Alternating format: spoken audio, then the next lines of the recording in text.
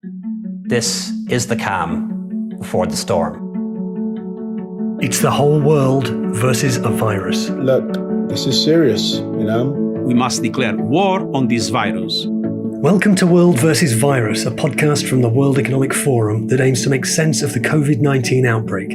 Every week, we plan to bring you expert advice and analysis of the global crisis and what can be done to fix it. This is a time for prudence, not panic. Science, not stigma. Facts, not fear.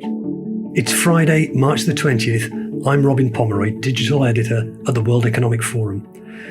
In this episode of World versus Virus, we'll hear from a leading global economist on why the impact of COVID-19 is likely to be even worse than the 2008 financial crisis. During the global financial crisis, it took almost 2 years until the stock market was down 30%. Now it's taken less than a month. And an expert in cognitive behavioral therapy gives tips on how we can all protect our mental health from the risks posed by the outbreak. It is now about practicing working on what I can control and not trying to control stuff that's out of my reach. But first, let's have a roundup of where things stand. Now I'm joined by Linda Lacina from the World Economic Forum's New York office, although she's at home, as am I, because we're all in some form of quarantine or another. Linda, you're going to look at the World Economic Forum's coverage of COVID-19 over the last week and pick out our top 3 stories. I should just say for the listeners, it's Thursday evening in Geneva, afternoon in New York. So this may have moved on. It's moving so quickly, this story. But give us the first of your top 3 for the week. Sure. The most important, I think, is that we reached some really key milestones as far as where the cases are. China reported Thursday that there's no new locally transmitted cases, and also Italy's death rate has overtaken China's. And why that's important is that the epicenter of the disease has moved. It means that China's very aggressive efforts to suppress the disease have been successful. And it also gives other folks hope that there can be good changes with doing comprehensive efforts. And so the other thing that this leads to, of course, is that there could be transmission from outsiders and lead to perhaps another outbreak. As they wrote in the China Daily this week, a single spark can start a prairie fire. And so currently anybody who is coming in from outside the country is being asked to quarantine. But in China, they are sort of returning to some sort of normalcy, which is maybe a little bit heartening for the rest of us that there can be some hope. Right. This is the big test, isn't it? The whole world watched Wuhan in China right at the start. Then the attention's moved slightly to Europe and to North America. And now we're looking back on China because once again, they're showing us where we might be in a few weeks' time. Should we move on to your number 2 pick of our coverage?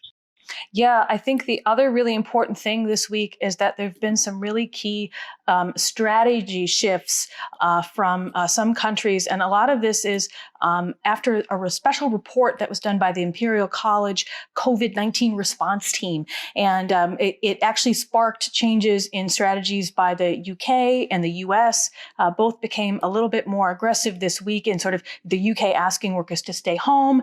They just closed schools. The US has been recommending that people avoid groups of 10 or less, also work from home. They're working to bridge equipment shortages. So the types of efforts have changed entirely. And the reason why this is important and why that report was so important is that it showed sort of different scenarios and the impact of, say, doing maybe nothing or the impact of sort of doing different suppression techniques. And what they found is that suppression will be a lot more powerful than mitigation. And suppression is the comprehensive package of measures that the WHO has been advocating for. If folks haven't been on the briefings like I have all week, those include things like social distancing, isolation, quarantine, testing. And so those are all really, really important. And so if all those measures are taken, then you'll be able to control the disease. So that report really helped change a lot of minds and is helping to sort of drive new strategies across the world. Yes, and I think we can take a listen to the Secretary General of the World Health Organization, who said this in a briefing earlier this week. You cannot fight a fire blindfolded. And we cannot stop this pandemic if we don't know who is infected. We have a simple message for all countries: test, test, test. And that was the head of the World Health Organization just across the lake from me in Geneva, Dr. Tedros, saying test, test, test. And that seems to, well, I don't know whether it's from the WHO or from that Imperial College London study that you mentioned, Linda. Something changed the policies there in a couple of very big countries. Well, one very big one, yours, and one medium-sized one, mine, the United Kingdom. Okay, what's your third and final pick of the week story? Some good news. Some good news is that there have been some pretty promising and helpful developments about researchers from all around the world coming together for solutions, much needed solutions. One of them, and this is from the briefing yesterday that the WHO put together, the World Health Organization. One is that there's the first vaccine trial was announced this week, and that's pretty impressive. It's just 60 days after the genetic sequence was shared by China, and that's an international effort. And then the other thing that's really impressive is that there's a thing called the Solidarity Trial that was announced. And that is a study that was organized by the World Health Organization where untested treatments can be compared with each other. And it's a way to sort of share data and to find out which treatments are the most effective. They're basically combining resources rather than having a lot of people do a lot of very small studies where the methodologies sort of don't really line up with each other and it's not very effective or efficient. And so this is really helpful. And again, it's just an opportunity to show how different countries are working together and pooling everyone's intellectual capital, and it can be really powerful. Still, a solution is a long way off, but there was some interesting developments with that, and I think that that's promising and heartening for everyone who might be quarantined in their home, like myself, or like you, or anyone who might be listening to this. Pretty much, I would think. Okay, great, Linda. Thanks very much.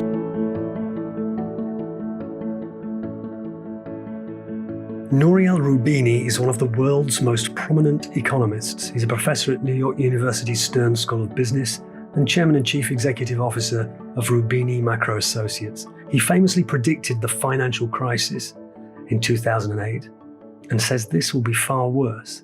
He also has some sage advice for policymakers. He was speaking to my colleague Max Hall.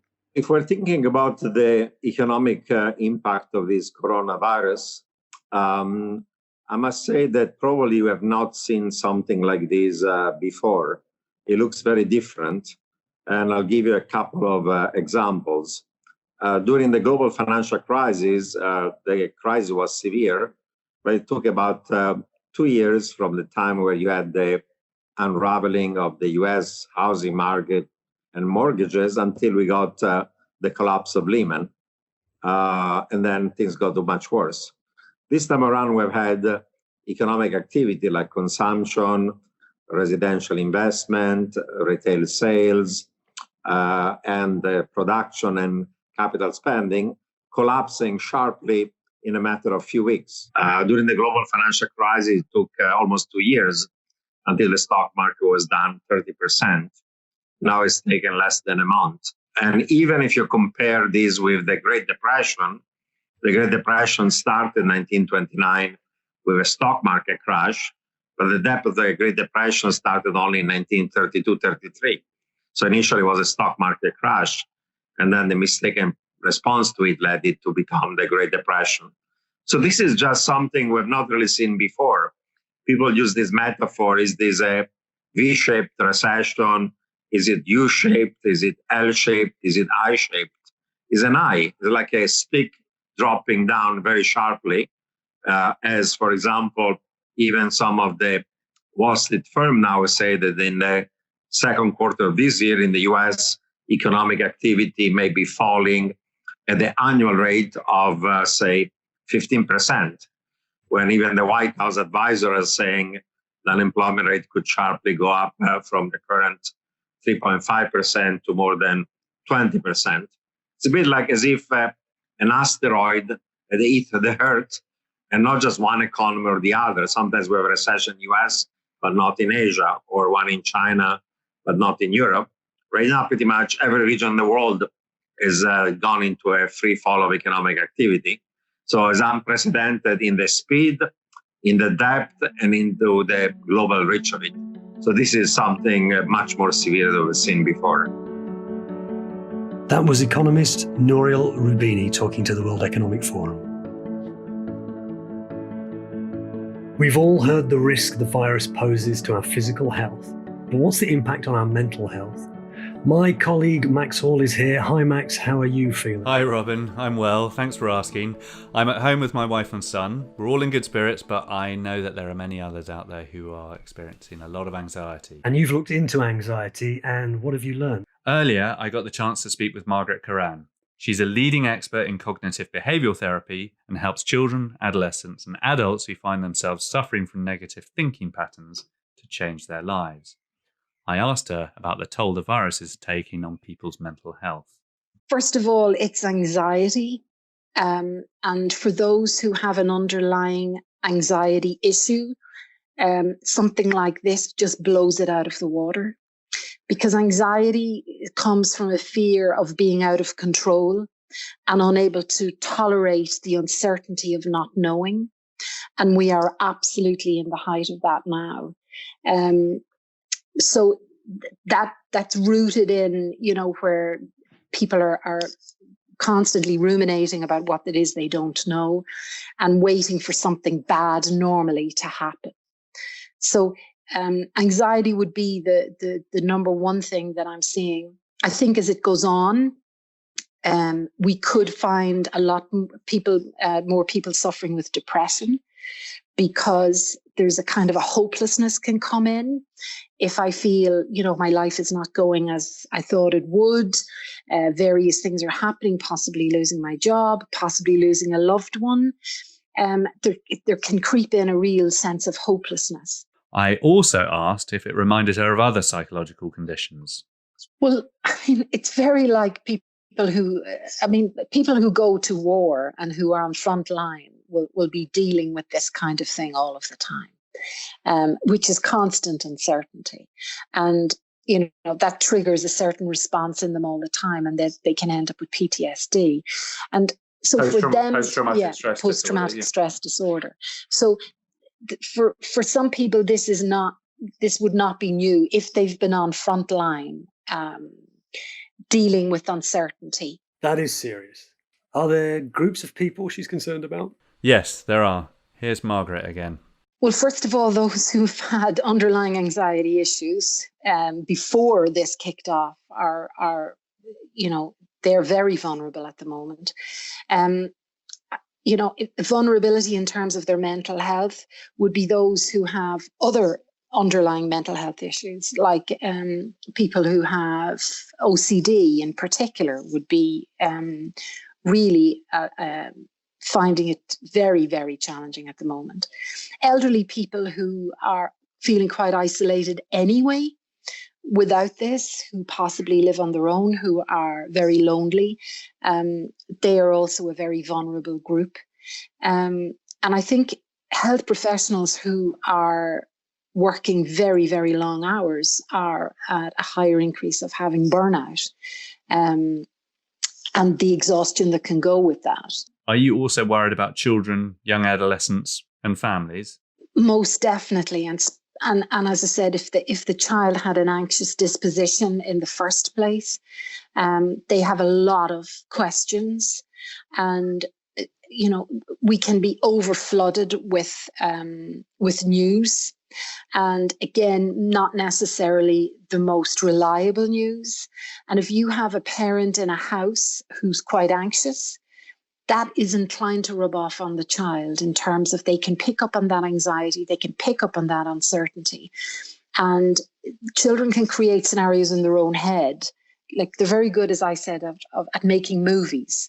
And so it's important that they would get some information without being overloaded with information, and that there's a sense in a house of reasonable calm, where there isn't a frantic search for knowledge and a constant updating on how many people in Italy have died today and how many people in Switzerland have gotten contracted the virus. All of that in a household just adds to the levels of anxiety, and especially for children. So, Max, does she have any advice for parents? Well, she said that children are very much looking for reassurance. It's very good to give it, but not to constantly do it, as children need to learn how to reassure themselves, as that's key for good resilience and mental health for the future. Here's Margaret again. So it is giving them information without overloading the information, having a realistic perspective on it, not catastrophizing, as there's quite a bit of in the media. It's being reality-based and answering the questions that they would have. And then if it's a constant where they're constantly coming back to you looking for more and more reassurance, you've got to remind them, remember what Mum said to you earlier. What did Mum say to you earlier about that? So that the child starts to learn to reassure itself. So that's children. And what's her advice for adults? Well, there are a few things. One of the big things is to keep your routines as best you can.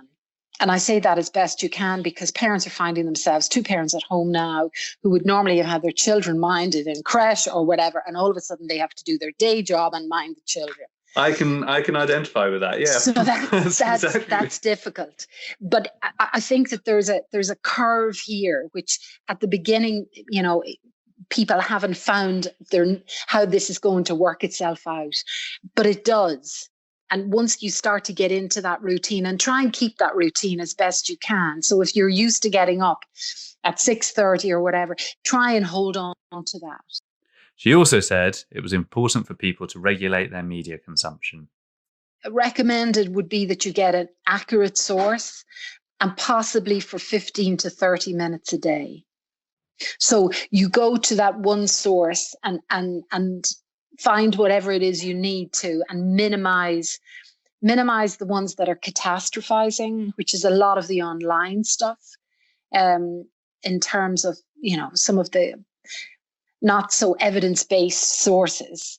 But 15 to 30 minutes a day is enough to be able to find out what I need to know for this day. Because you know what can happen. You see somebody says something on Twitter and then you're following that, or you're following it on other outlets that there are, and it just becomes obsessive then. And it feeds into the obsessiveness that we can get when we're anxious.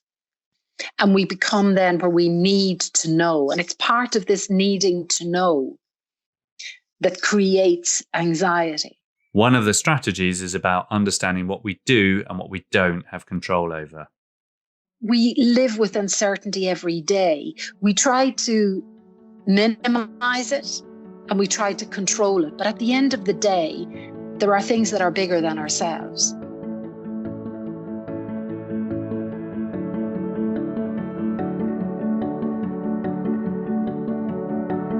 Thanks for listening to our first World vs. Virus podcast. It's a new format for us and we expect it to evolve in the weeks ahead.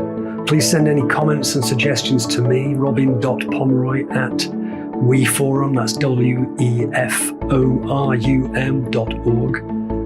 And you can follow us at World Economic Forum on Facebook, Instagram, LinkedIn, TikTok, and YouTube, and at WEF on Twitter, and read all our coverage on weforum.org. But let's end on an up note. In Italy, which has become the epicenter of the COVID-19 outbreak, people are posting videos of how they're coping with life under lockdown and keeping up their spirits. Maurizio Marchini, an opera singer, serenaded his neighbors from his balcony in Florence and posted it online. You can donate to his appeal to help the local response to the virus on his Facebook page. But to sing us out, here he is, from his balcony, Maurizio Marchini.